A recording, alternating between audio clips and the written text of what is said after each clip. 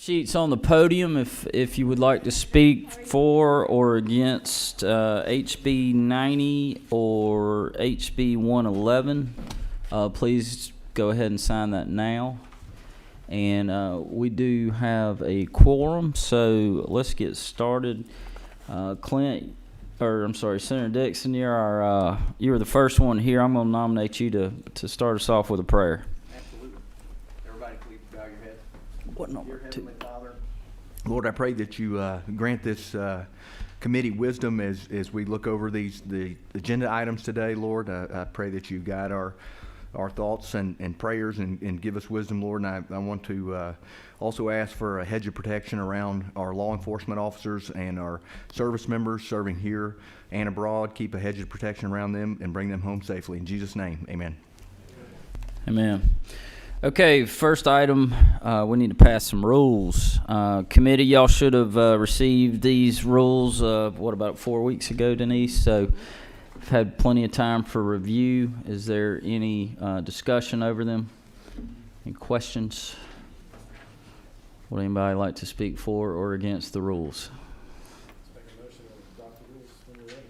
Now is the proper time.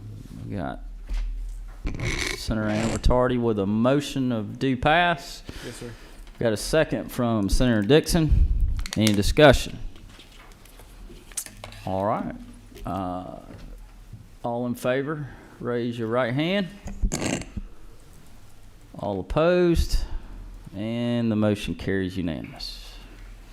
All right, next order of business. Are you going to be presenting, or are we waiting on Bruce? All right, our bill sponsor is being delayed, so anything y'all want to talk about?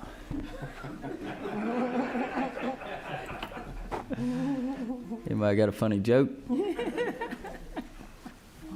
Oh, Jen don't joke. Well, no, she don't joke around. Yep. Senator Strickland's here. sorry I was busy working on Senate bills, but I heard you had a couple. Yeah, so we did slip in a rule that for every minute you're late is $10 off your per diem. So you got that going for you. Okay, well, we'll continue to wait. Y'all carry on.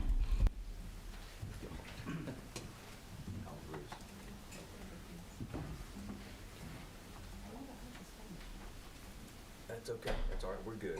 We're here. It's fine. We're good. That's okay. No, I went there first too. Okay. Yeah. He got water. He's on the way. He went to Senate Mez. I went there first too, so. Mr. Chairman, he went to Senate Mez first, like I did. So, he's running. It's all right. House guys can't read, I guess.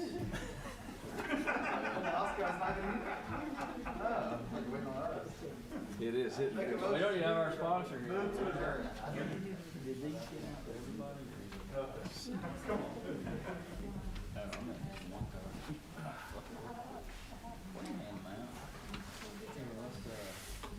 Chuck, will you come here with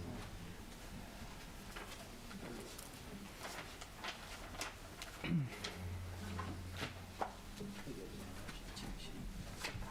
We're gonna listen to Mel. Guys.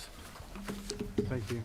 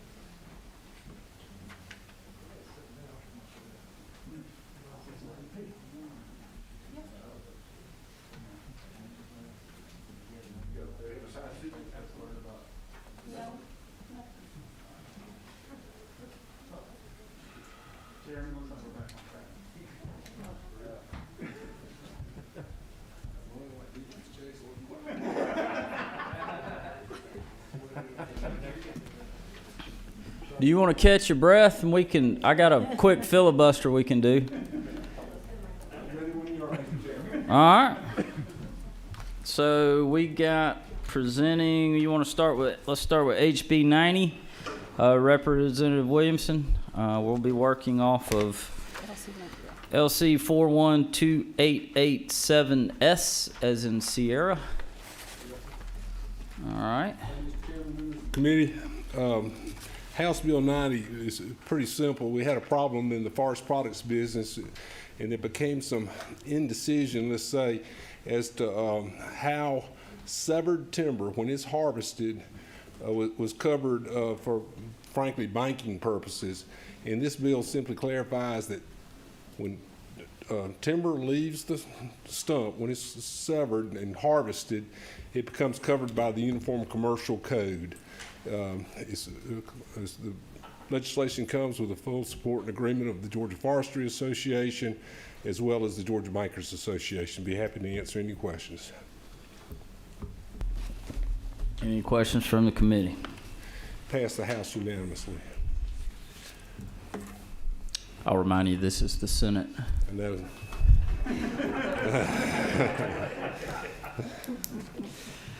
All right, no questions. What's the will of the committee? This do pass by committee substitutes. Second. I got a do pass by Senator Strickland and a second from Senator Miller. All in favor say aye. Raise your right hand. All opposed. All right, passes unanimous. And do you have a sponsor, Senate sponsor for the bill? I was hoping Senator Kennedy was here. Yes, sir. I'll allow. All right, let's move forward. HB 111 will be operating off LC 500137. Yes, sir. Again, thank you, Mr. Chairman, members of the committee. I'm here to bring before you House Bill 111, which is the annual Department of Banking and Finance's housekeeping bill. This has part of been a multi-year effort. I believe we decided it was 7 years in a row. We've been modernizing, streamlining the Georgia Banking Code with a lot of input from the regulated industries. As again, it's been the case again this year that with the work of all the regulated industries involved and all the associations involved, including Georgia Bankers Association, the Community Bankers Associations, the credit unions, and I think it's the League of Southeastern Credit Unions is now known, have all worked together just to make sure that nomenclature is being updated. We're addressing some of the causes that were necessitated by the pandemic, such as virtual shareholder meetings, virtual stockholder meetings.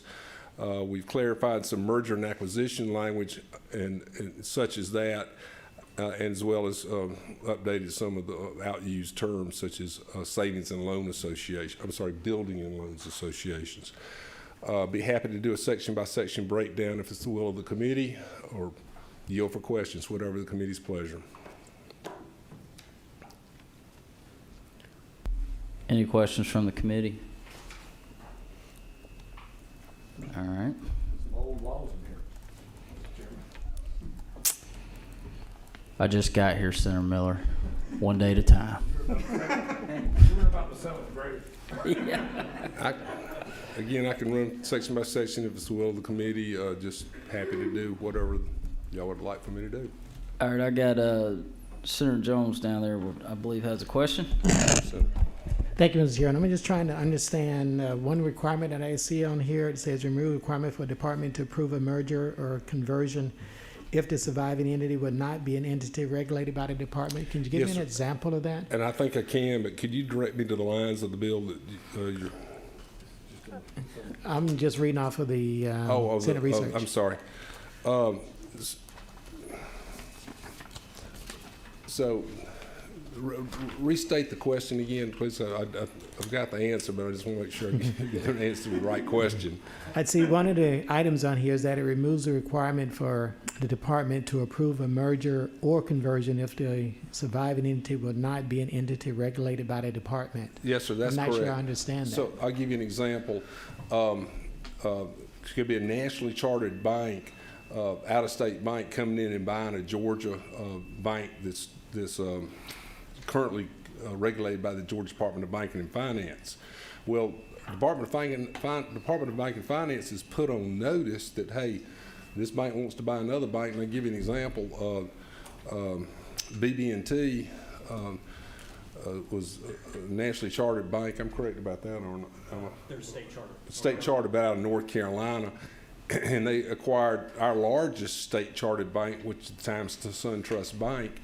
But when that merger was finally finished, the Department of Banking and Finance has nothing to do with regulating that industry anymore. So as the merger process begins and proceeds, the Department of Banking and Finance is made aware of everything, but it's only until when that merger is completed and they completely back out of it, because at that point there's a separate regulator involved, either the Office of the Comptroller of the Currency or the Treasury Department. Is that right? Or The Federal Reserve, or it could be the Federal state. Reserve, that's Could be what the state, other state banking department. Did I answer that correctly? And this is Bo Fears with the department. He's the attorney for the Department of Banking and Finance. Yes, you did. If I may, Sure. Chairman Brass. So essentially, what's going to happen is in these processes, there is another regulated entity that's going to approve that, and we're going to lose regulatory authority over it. They're at the same. So if a other state, let's say Alabama, state chartered bank acquires a Georgia bank, it's going to be approved, and they're going to continue to regulate that by Alabama, but also either the FDIC will also go through that process and approve, and the Federal Reserve. So all we're doing is, if it goes through those processes and it's been approved, instead of us also having to approve it, we're just making sure that certain requirements have been satisfied, such as that the board has reviewed it, that the shareholders have approved it, that certain approvals have been attained, and then after that, we're out of it. Are you concerned about any differences between regulations with one state versus Georgia? So because you've got that federal oversight, we're not concerned about it at all. And as also as a practical matter, if you're a regulator, you're not going to let a bank be merged into your existing institution if it's going to significantly negatively impact it, because you don't want to buy a problem. So your self-interest is going to protect you there from the regulatory standpoint. Thank you. Bo, if you don't mind, for the record and for our new members, if you would you mind introducing yourself and tell us quickly where you're from and all that stuff, Sure. or who you represent, not where you're from. Yes, sir. My name is Bo Fears. I'm the General Counsel for the Georgia Department of Banking and Finance. And the department, we regulate state-chartered banks and state-chartered credit unions. And we also regulate non-depository entities. So money service businesses, that's money transmitters, sellers of payment instruments, check cashers, then residential mortgage lenders and brokers, and then each individual that takes applications, they have to have a mortgage loan originator license. We license them. And then last session, the installment lenders, which were small dollar lenders, which were regulated by the Office of Insurance Commissioner, that was transferred to us, and so we started regulating them on July 1st. Roughly, we have 200 state-chartered entities from the supervision side, bank and credit union, and we have approximately 24,000 licensees on the non-depository side. Great, thank you. Senator Miller, did you have a question? I did not. Okay. Senator Jordan, your microphone 8. Thank you. Bo, this may be more for you. It's just a couple of questions. Throughout, it looks like the words merger or consolidation have been stricken. I'm assuming there's a reason for that in terms of cleanup but can you tell me why? Yes, so there are currently 3 spots of the code that talk about mergers. One is Part 14, and it's intrastate mergers, just involving Georgia state chartered credit unions. Part 15 is intrastate mergers involving a Georgia state chartered credit union and national banks. And then I think it's Part 19 is interstate mergers. What we've done is the Part 14 and Part 15, we've collapsed those into one. So so if it's an intrastate merger, whether or not involves a national bank or a state chartered bank, it's all going to be in Part 14. Excuse me. Just one more question. Line 670, there's a whole new section 6 for deferment. Can you just tell me? If anybody can speak to that. No, that's right. If I'd gone through section by section, I could have covered all those. But let me take a stab at it since I authored the bill with the help of the Department of Banking and Finance. I mentioned a couple of pandemic-related issues, and I failed to mention it when I was making my opening remarks, that, in fact, the installment lenders are limited to $3,000 loans, and they have 365 days plus 1 year plus 15 days in order for that contract to be finished, if you will. Well, this, at no cost to the borrower, will give the flexibility to have a mutual agreement between the lender and the borrower to basically hit the stop, hit a hard stop on the payments for up to 4 months at no additional cost to the borrower. So it's a great tool to give flexibility to work to adjust the code, in this case of the 1 year and 15 days for the loan to be paid back, because obviously it would go up to 4 months over that time, or had the potential of going up to 4 months over the time. So there's another option that by mutual consent between the borrower and the lender to defer payments, but there would be interest charge, effectively interest charges, but no fees or any additional costs associated with that, plus the earned interest can exceed the otherwise amount of the amount of money that would have been accrued as earned interest during that pause period. So again, it gives flexibility to the borrower and the lender to help out the borrower during these unusual times. Again, but no cost to the borrower. Is that not correct, Bo? I don't think it is, because Okay. If I could, yeah. on All line right. If I could work 685. through the section by section, I wouldn't be going from memory.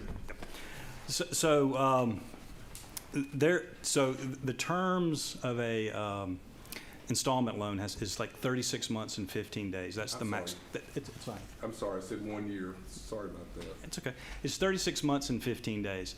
There's I can't remember if it's from the 70s or 80s, but there's an appellate decision that essentially says that you cannot extend it beyond that time period. So what has happened, and I think that there were requests prior in the insurance, as I understand it, from the insurance commissioner's office, where I think borrowers and lenders expressed an interest in entering deferment periods, and they told them they couldn't because of that appellate decision, which I think is accurate. And so I think it's highlighted now because of the pandemic. There are issues that people that they can't make the payments. So let's try to build in a sort of a deferment process. And so what we have here is there's 2 types of deferments. One's what we call I think it's called a hardship deferment or something along those lines, and where the borrower and the lender can agree to defer the payments for as long as they wish, and no fees, no charges or anything can be charged during that time period. The other one is a sort of a convenience deferral.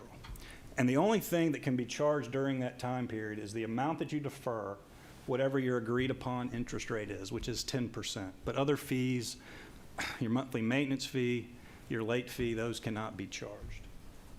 So that's kind of the concept. And there's protections that are put in place. There's disclosures that can be imposed.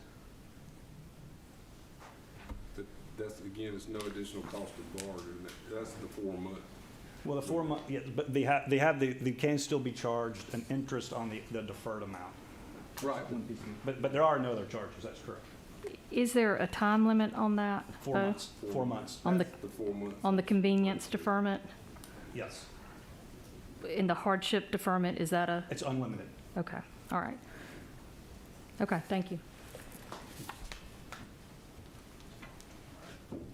Any other questions from committee members? Okay, at this time, I'm gonna bring up, Commissioner Kevin Hagler. He's our commissioner over the Department of Banking and Finance. Number one, I wanted to bring him up just so our new committee members can know who he is. But also, Commissioner, if you don't mind, you gave me a great brief history of the importance of doing this cleanup bill every year. If you don't mind, maybe just kind of briefly run through that 1 minute elevator speech you gave me the other day was perfect. So, Thank you, Chairman. thank you, I Commissioner. appreciate the opportunity to speak to everybody today. I don't know if I can give the spiel standing up, though. I get kind of nervous on my feet. But Kevin Hagler, I'm the Commissioner of the Banking Department. I'm a career employee of the department. Joined in '97 as an examiner and was fortunate enough to ascend through the various positions at the department and was appointed as Commissioner in 2013. And happy to, very honored to continue on in that role. As Bo had pointed out, you know, we've got two lines of business, the supervision side, which is our banks and credit unions, and then our non-depository side, which is where we have our money service businesses, the mortgage industry and such. Depending on which side you're referring to, with our banking, you know, most of the banks in Georgia that are headquartered in Georgia are state chartered, so we're very proud of that. That's, you know, 128 banks, 126 banks, $128 billion in total assets. Do a great job of small business lending to the state, which is crucial to economic development here. We have, you know, 48 credit unions with about $25 billion in total assets. Also do a great job of meeting the needs of consumers throughout the process. Both of those organizations did an amazing job during the crisis with the PPP lending, the Payroll Protection Program lending, rolled out just hundreds of thousands of loans and billions of dollars to small businesses in Georgia, working around the clock to make that happen.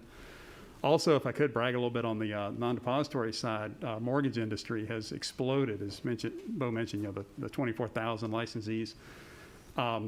With one of the great things that happened on that side of the business for the Georgia economy this last year was the low interest rates. So it got a lot of folks refinanced, which, you know, again, they're working around the clock making sure that happens, and that gets a lot more cash flow into Georgians' hands as they get the lower rates. I know several of us in this room have taken advantage of that, even just recently. So that is our day-to-day business. One of the things I like to brag about, you know, why is it important to have a state banking department? You know, whenever you have banks, there's always going to be a state chartered bank. There's a federal regulator that's also involved. Most of them for Georgia, it's the FDIC. For a couple of our banks, the Federal Reserve is the primary, but there's always a partner there. We both subscribe to the same training, the same work programs, but the only, you know, this is the safety and soundness is the core to our business. You know, we want banking and credit unions to be very fiscally sound to be able to meet the needs of our citizens. We in the FDIC and the Fed are completely aligned on that. But when you get into difficult situations, you know, the other main driver for my department is economic development. Again, I want loans in the hands of small businesses, and I want economic development to lift everybody up. My counterparts at the FDIC, you know, that's the Federal Deposit Insurance Corporation. They are an insurance company at the end of the day. Their main driver is protecting the insurance fund. And so during times of distress, our paths can sometimes veer off at a pretty right angle there. And that's where I think it's good to have a strong banking department to make sure that we're a strong partner to be, you know, equally engaged with our federal partners, both at the local level as well as at the national level, and also make sure that they don't get a little too conservative with their interpretations of laws and things, and make sure that our institutions continue to do what they need to do to serve the needs of Georgians. So that's kind of our our mantra in a nutshell. But I'm happy to answer any questions that the committee would have, and also welcome. I'm happy to come and visit with any of you personally during the session, not during the session, or answer any phone calls. And if you have constituents that need help with the financial industry, we're always happy to give it our best shot to see if we can help them out. Thank you, Commissioner. Appreciate you being here, and Bo as well. Thank y'all. Any questions for the Commissioner? No? Okay. Thank Thanks, you. everyone. All right, so I don't have anybody signed up to speak on 111, so what is the will of the committee? Oh, got a motion do pass by Senator Miller. Second from Senator Kennedy. All in favor say aye. Aye. All opposed, nay. And motion passes unanimous. Great, thank you. All right, before we run out of here, I did miss the sign-up sheet for HB 90. So Ivy, did you want to come up and? We know you support it. You're good. You did a good job. You did it. You swayed. Yeah. No kidding. I didn't know if you got paid by the words or, I wanted to give you a shot. So, all right, before we do get out of here, number one, thank y'all for being here. For the one of you that made it on time, thank you for being here on time. I'm just kidding. I do want to, again, this being our first meeting, and it quite possibly might be our last one this year, I do want everybody to, let's go around, committee members, and everyone introduce yourself and where you're from. Be brief, and we'll get out of here. We'll start with the senator from the 6th. State Senator Jim Durham, represent District 6, has Fulton, large part of Fulton and a large part of Cobb County, and just happy to be here, Mr. Chairman. Thank you. We're glad to have you. Senator Halpern. Senator Sonia Halpern. I represent District 39, which is fully in Fulton County, but runs through 5 different cities: Atlanta, College Park, City of South Fulton, East Point, and Union City. Thank you.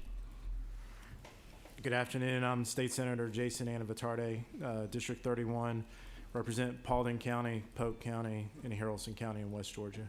Thank you, Mr. Chairman. Good afternoon, John Kennedy, Senator of the 18th District. I've got parts of Bibb County and Houston County and all of Peach, Monroe, Crawford, and Upson counties. Sure. I'm Senator Matt Brass. I'm out of Noonan. I've got all of Coweta, all of Heard, part of Troop, part of Carroll, and part of Fulton. Senate District 28.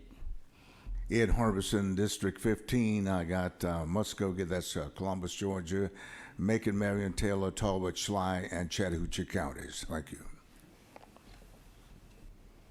Senator Clint Dixon, represent the 45th District, which is the northern third of Gwinnett County. Senator Emmanuel Jones, representing DeKalb County and the northern part of Henry County. Senator Butch Miller from the 49th District, represent almost all of Hall County, and I share it with Bo Hatchett. Brian Strickland, District 17, the rest of Henry County, part of Rockdale County, and part of Newton County. Great. And my lovely assistant here is Denise Sampson. Thank you for being here. And it was good. In our office staff over there helping us out this year, we got Giselle, how do you say it? Cemental. That's right. That's right. She speaks like 28 languages. It's pretty impressive. Out of Senate Research, we've got Ben Lynn. Line. That's what I said. Yeah.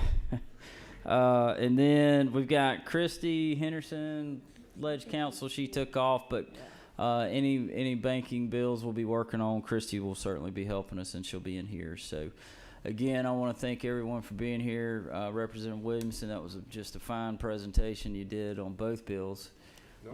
So proud to know you. And this meeting's adjourned. Or do I need a motion?